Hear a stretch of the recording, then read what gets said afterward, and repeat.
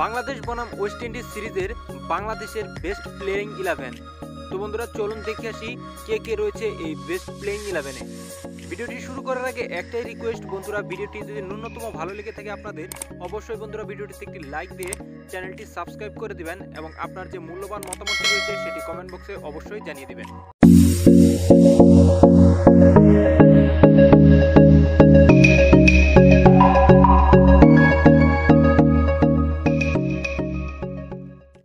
অধিনায়ক তামিম ইকবাল, লিটন কুমার দাস,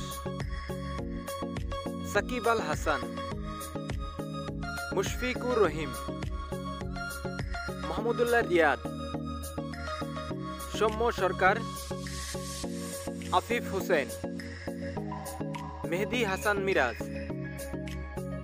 সাইফুদ্দিন, মুস্তাফিজুর রহমান, শরীফুল ইসলাম।